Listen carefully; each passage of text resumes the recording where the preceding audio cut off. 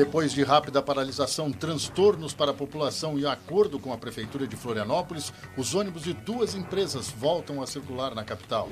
Estiagem traz prejuízos aos produtores de milho. Expectativa agora é pela chegada da chuva. Polícia Civil vai investigar morte de soldador da CONCAP, atingido pela caçamba de um caminhão enquanto trabalhava. E prefeito decreta luto oficial de 1 dia. E o pedido de uma filha fez um casal transformar um terreno em uma plantação de girassóis, que virou atração turística no Alto Vale do Itajaí.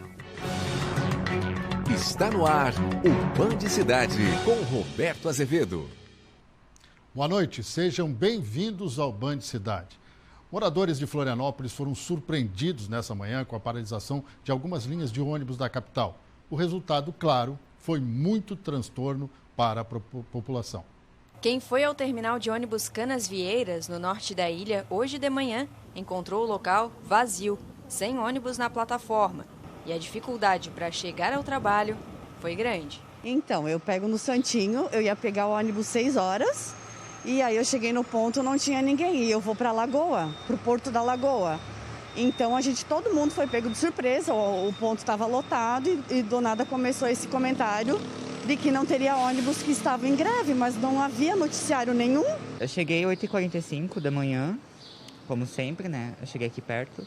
Quando cheguei aqui não tinha quase ninguém, que é estranho, porque geralmente o terminal está sempre cheio. Já é uma complicação já em temporada e horários também ruins, né, de ônibus, e ainda acontecer isso fica mais complicado ainda, né? A dificuldade do Felipe foi chegar em casa, depois de uma noite inteira trabalhando. Trabalho numa lanchonete, estou desde as 6h30 de ontem para as 6h30 de hoje. E estou aqui esperando o ônibus, né? Eu moro lá nos Ingleses, estou aqui no Ticã e não tem ônibus. Os trabalhadores do transporte coletivo da empresa Canasvieiras bloquearam a garagem de ônibus do terminal do Ticã, que fica no bairro Vargem Grande. Os ônibus da empresa Transol também paralisaram as atividades, já que a frota utiliza a mesma garagem. Durante a pandemia, a empresa Canasvieiras teve perdas na receita e dificuldades financeiras e está em um processo de recuperação judicial. Um plano foi criado para resolver os problemas financeiros e o pagamento dos funcionários. O sindicato afirma que os trabalhadores que foram demitidos no período da pandemia ainda não receberam o pagamento prometido pela empresa e que no fim da tarde de ontem, o sindicato foi informado de uma mudança no plano de recuperação. O sindicato fez parceladas homologações em 16 vezes, as empresas assim mesmo não honraram e demitiram 50% dos trabalhadores do transporte. E teve 5 do sistema que entraram em RJ.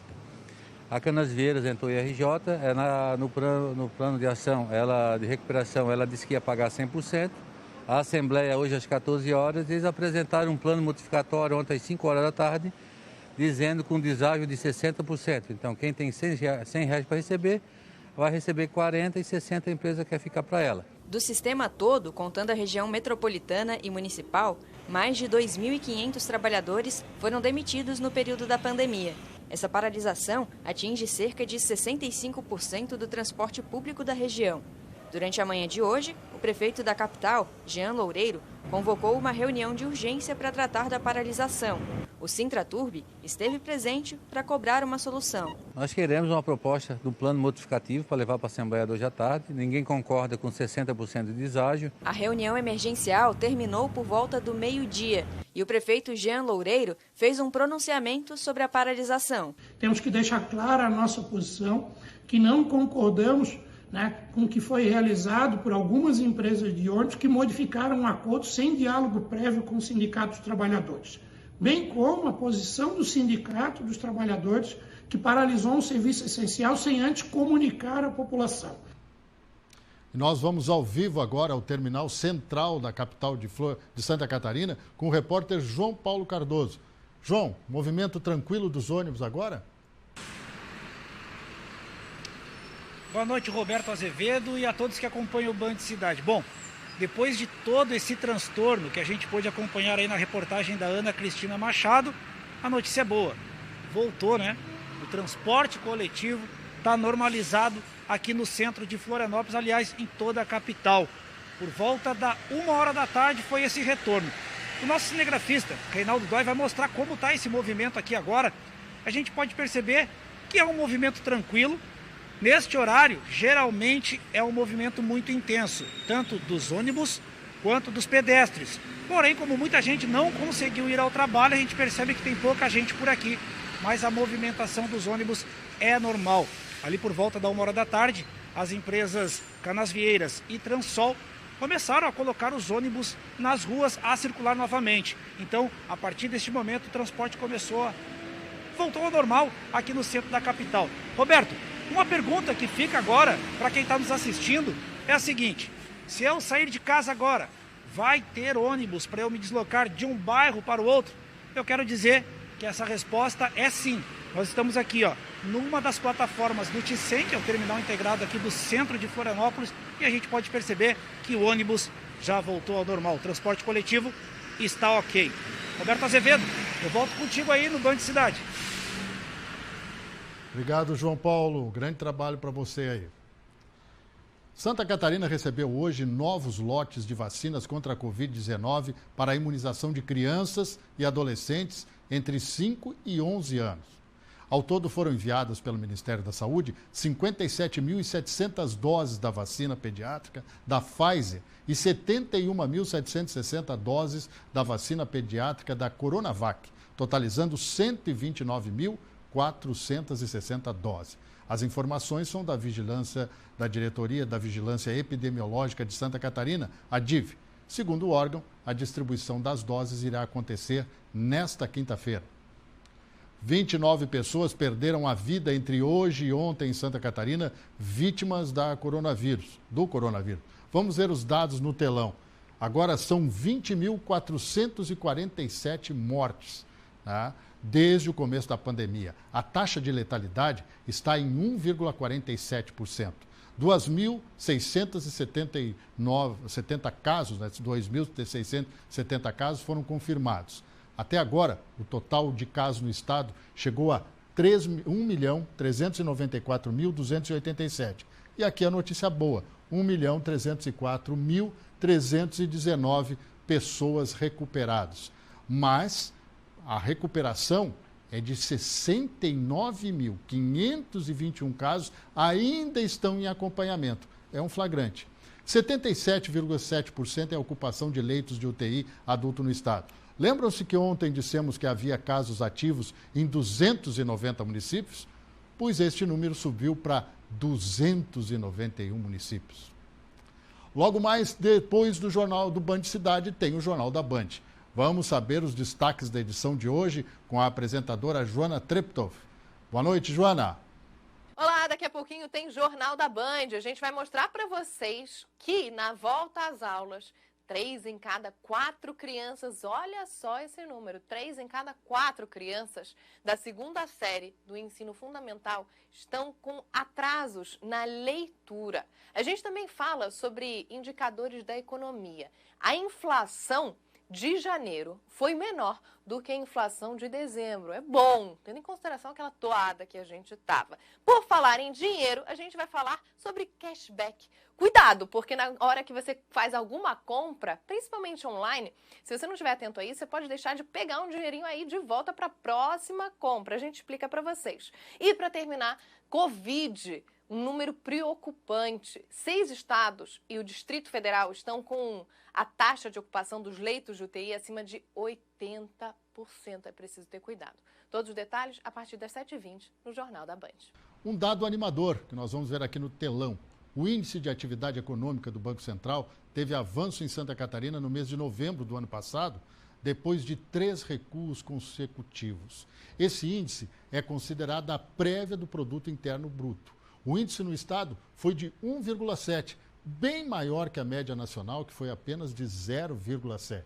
Na sequência do telão, nós observamos que Santa Catarina registrou uma expansão de 6,3% na atividade, muito maior que a média nacional, que foi de 4,6%. Entre janeiro e novembro do ano passado, a atividade econômica do estado foi a 3ª maior do país, apenas atrás do Espírito Santo e do Rio Grande do Sul. Um funcionário da CONCAP morreu enquanto trabalhava nesta quarta-feira. Emir Besbate, de 51 anos, era soldador e morreu depois de ser atingido na cabeça pela caçamba de um caminhão que ele consertava neste terreno da Secretaria de Obras de Florianópolis. O acidente foi por volta das 11 horas da manhã. O Corpo de Bombeiros chegou a ser acionado, mas quando chegou aqui no local, o trabalhador já estava sem vida. Uma perícia foi solicitada para analisar os detalhes do acidente. A Polícia Civil vai investigar o caso. Emir deixou a mulher e um filho. No início da tarde, funcionários da CONCAP se reuniram para um ato em memória do colega que perdeu a vida. Para o presidente do Sindicato dos Trabalhadores no Serviço Público Municipal de Florianópolis, o Sintrazem, o acidente de trabalho poderia ter sido evitado. A falta de investimentos tem gerado uma série de condições de trabalho precárias. Esse trabalhador que atuava aqui na oficina do Limpu, que tem segurança do trabalho, que tem CIPA, que tem condições de fiscalização, foi removido para um outro setor da prefeitura que não tem segurança do trabalho, não tem CIPA, enfim. Nós queremos entender quais são as condições que esse acidente ocorreu. Está sendo investigado. Em nota, a Prefeitura de Florianópolis informou que fez contato com a família do servidor para oferecer o suporte necessário. O prefeito Jean Loureiro decretou luto de 24 horas em Florianópolis.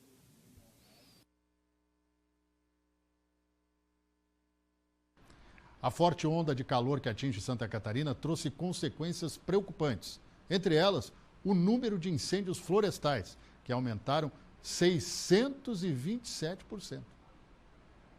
As cidades mais atingidas com os incêndios são Criciúma, Lages e Florianópolis. Na comparação dos períodos de 1º a 23 de janeiro de 2021 e 2022, o Corpo de Bombeiros Militar de Santa Catarina registrou um aumento de 627% nas ocorrências de incêndio florestal. Em 2021, foram registradas 91 ocorrências e em 2022 são 571 até agora. De acordo com o capitão Vinícius Moura Marcolin, do Corpo de Bombeiros, as principais causas são a ação humana e o calor que faz nesta época do ano no estado. As regiões que mais tiveram ocorrências desse tipo foram Criciúma, Lages e Florianópolis. As causas dos incêndios florestais são 99,9% causadas pela ação humana, seja ela direta ou indireta, causada principalmente pela limpeza de terrenos, queima de lixo, folhas e demais ações do homem. Para a prevenção, o Corpo de Bombeiros Militar de Santa Catarina orienta que não seja realizado esse tipo de atividade ou de queimada quando o risco de incêndio florestal é elevado. Para evitar que essas queimadas aconteçam, algumas medidas de prevenção são necessárias. Não iniciar queimadas, principalmente perto de áreas de vegetação, não queimar lixo, terrenos ou pastagens, não jogar bitucas de cigarros na mata, nas ruas ou em beira de estradas, não deixar garrafas de vidro em áreas de vegetação, o sol faz o efeito lupa e pode iniciar um incêndio. Ao fazer trilhas, evitar acender fogueiras, caso precise fazer uma, certificar-se de limpar a área, de forma que não tenha nenhum material inflamável em volta e nunca abandonar o fogo antes de apagá-lo. A Lei de Crimes Ambientais prevê multas e até prisão para quem provocar incêndios na mata ou floresta e para quem fabricar, transportar e soltar balões. Já a lei que institui o Código Florestal Brasileiro determina que, para o uso do fogo controlado, o cidadão deve antes entrar em contato com o IBAMA do seu estado. O telhado de um supermercado em Lages, na Serra Catarinense, desabou na tarde desta quarta-feira. A estrutura, que ficou parcialmente destruída, caiu sobre o estacionamento. O estabelecimento afirmou que nenhum carro foi atingido e que o acidente foi provocado pelo vento. Segundo os bombeiros que atenderam a ocorrência, ninguém ficou ferido. Menos mal. Santa Catarina se prepara para uma reviravolta no tempo a partir de hoje à noite. A Defesa Civil Estadual emitiu um alerta para a ocorrência de temporais até a noite de quinta-feira. Os acumulados elevados de chuva em curto espaço de tempo podem provocar alagamentos, deslizamentos e enxurradas. Nas regiões entre o Oeste, Meio Oeste, Planalto Sul, Grande Florianópolis e Vale do Itajaí e Litoral Sul, em laranja no mapa, o risco é mais alto para ocorrências relacionadas aos temporais. Já no restante do estado, em amarelo no mapa, o risco é moderado. Em caso de alagamentos, evite contato com as águas e não dirija em locais alagados. Cuidado com as crianças próximas a rios e ribeirões. Em caso de tempestades com ventos fortes e raios, busque um local abrigado e fique longe de árvores, placas e postes de energia. na praia, jamais fique na água. Você confere agora como vai ficar o tempo nesta quinta-feira em Santa Catarina. É a previsão no Band Cidade.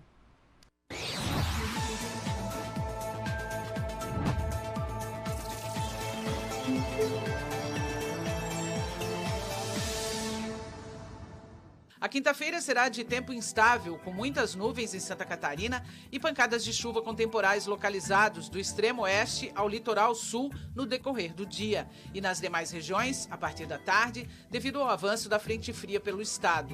Previsão de totais mais elevados de chuva do Planalto ao litoral. A quinta-feira será de temperaturas altas no início do dia e em declínio a partir da tarde. Em Florianópolis, a mínima fica em 22 e a máxima em 27 graus. Brusque, mínima de 22 e máxima de 31. Chapecó, mínima de 19 e máxima de 27. E Criciúma, mínima de 20 e máxima de 25 graus. Pois é, e essa chuva que está sendo esperada, ela faz falta para as lavouras em todo o Alto Vale do Itajaí. A safra de milho, por exemplo, está comprometida em vários municípios. Em Agronômica, uma família que plantou 40 hectares estima perda de até 60% da produção. Na propriedade que fica no Mosquito, a família Bachmeier trabalha na colheita do milho, mas sem a mesma animação dos anos anteriores. É que a falta de chuva prejudicou bastante a plantação. Nos 40 hectares, é estimada uma perda de 60%. O maior prejuízo está na área que foi plantada mais tarde. Os que foram plantados em final de agosto, começo de setembro, estão com uma produtividade até muito boa. Mas o que foi plantado de 15 de outubro para frente, que pegou esse sol quente agora, praticamente morreu o milho. A família esperava colher aqui nessa área cerca de 500 toneladas. Mas com essa estiagem prolongada, eles devem colher em torno de 200.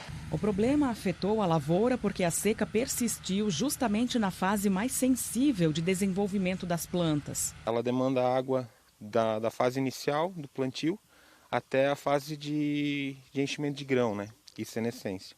O momento mais sensível é a parte de florada, né? Então, como aqui o seu Valdemar ele teve um plantio entre outubro e novembro, esse milho dele está pegando justamente essa fase, né? Então acaba acarretando bastante dano em produtividade.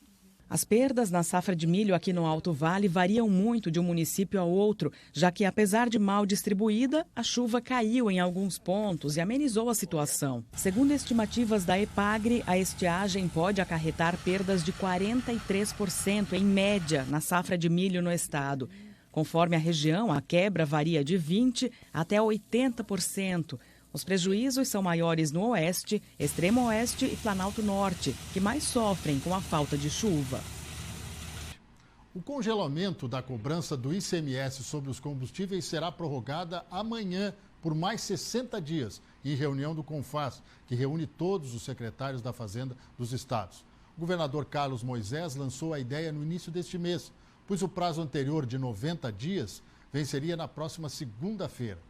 O novo congelamento valerá até 31 de março, com o ICMS incidindo sobre o valor de R$ 5,77 no litro da gasolina e sobre R$ 4,62 para o diesel. A medida foi adotada pelos estados para diminuir o impacto sobre o preço dos combustíveis, mas a Petrobras prosseguiu na política de reajustes. O Band Cidade vai destacar agora o esporte.